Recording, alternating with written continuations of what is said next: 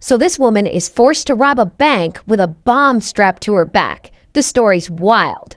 And it all starts with this guy, Christopher. And Christopher, he's a nightclub photographer, whatever that is, living in California, but that's not his only gig. The other thing he does is he occasionally robs banks. I guess he and his accomplices have successfully hit up a few banks in the past and made themselves a bit of cash. And one day in 2000, I don't know if he spent it all or what, but bro ends up back in a position where he really needs to make some money, fast. And so Christopher comes up with a plan to rob this local bank, and the way he does it is absolutely insane.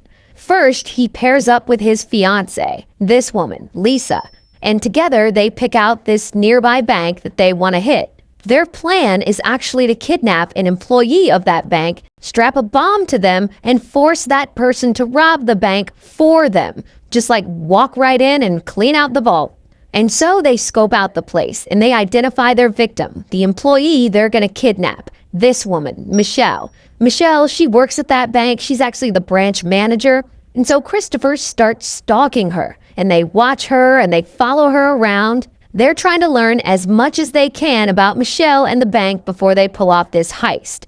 And months go by. And I guess part of their plan is to scope out the bank on the inside. And so Christopher schedules a meeting with Michelle as if he is a potential customer. So he goes in and he meets with her and he talks to her about investments or whatever. And when the meeting is done, on his way out, he leaves her his business card. It says he's a nightclub photographer.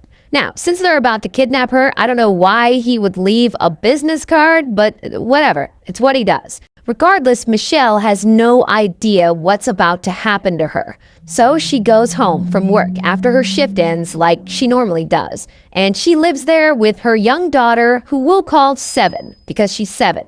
And so Michelle and Seven, they're at home, chilling, minding their business or whatever. And suddenly, boom, 3 masked men bust in through the door, and they're armed. And the men are Christopher and 2 goons that he brought with him. And so they grab Michelle and they tie her up with duct tape. Then they do the same thing to Seven. Then one of the men points a pistol at Seven and he tells Michelle, tomorrow you're going to rob the bank you work at or we're going to unalive your daughter. Now, while Christopher and the goons are inside, Lisa is actually outside as a lookout communicating with Christopher through a walkie-talkie.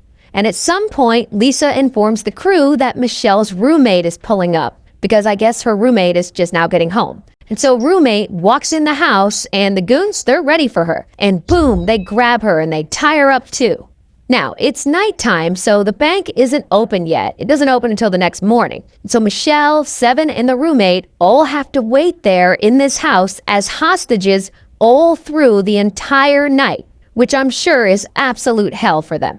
And so morning comes and they wake Michelle and all of them up because, it's time to go rob this bank. But here's where it gets really crazy. In order to get Michelle to follow through with this robbery, they strap a bomb to her back, like sticks of dynamite with a detonator and everything. Here's an actual picture of what it looks like strapped to her. And they also strap a bomb to Seven's back and also to Michelle's roommate. And so they've all got dynamite strapped to them. And these goons tell Michelle that if she screws this heist up, they're going to set off all this dynamite and unalive her, her daughter, and her roommate.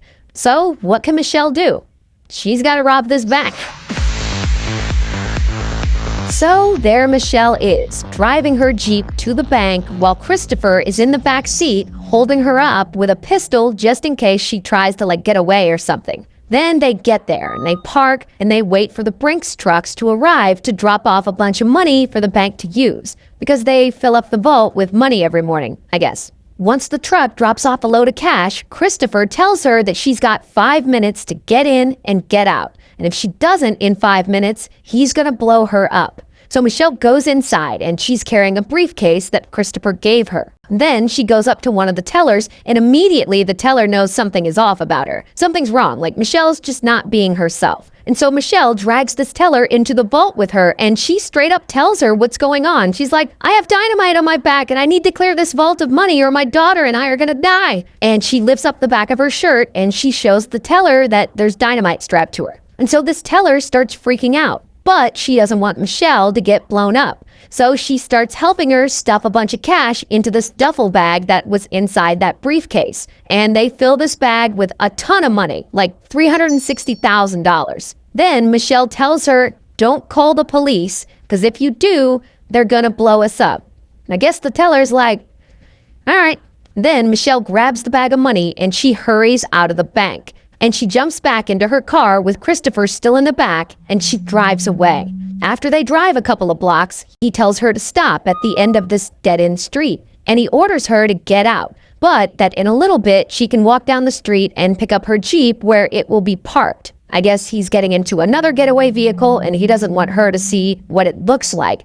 I don't know. These guys are weird. So she does all that. Christopher drives away in the Jeep with the bag of money, and a bit later, she walks a few blocks over and finds her Jeep parked, and she gets in it and she races back to her house because she's still got a bomb strapped to her, and so does her daughter. So she gets home and she busts through the door and she finds that Christopher, Lisa, and the goons, they're all gone at this point. But her daughter, 7, and her roommate are actually safe. They have removed their bombs. And so they cut the dynamite off Michelle and they call police. Here's the thing though. The bombs that they strapped on Michelle and the other two, they actually weren't real. It was like a broomstick cut up and painted to look like dynamite. And the pistols that Christopher and the goons were using, they were also fake. They were actually BB guns.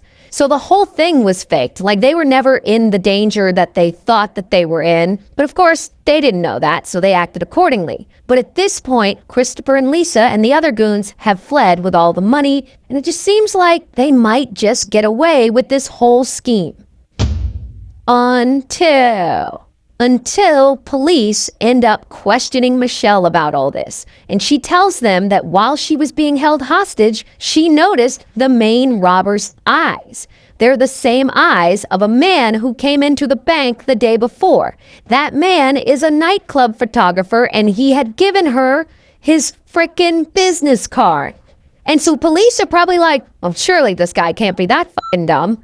Meanwhile, Christopher and Lisa are now chilling at their home. And they only live a few miles away from the bank. And so police, they start surveilling them. And like a week later, they get pulled over in a traffic stop, and bam, they arrest them. Here's Christopher's mugshot, and here's a picture of Lisa being interrogated. I don't have her mugshot. And months later, bam, they arrest one of the goons. Then bam, they arrest the other goon. Here's one of the guy's mugshots, and here's the other guy's mugshot. And both goons get life in prison, while Christopher also gets life in prison, while Lisa is actually found not guilty. I guess because she didn't actually go into the house during this whole thing, so they couldn't actually identify her. So Lisa gets off. No prison time for her. Please like, comment, share, and subscribe to this channel for more stories like this. Thanks for watching.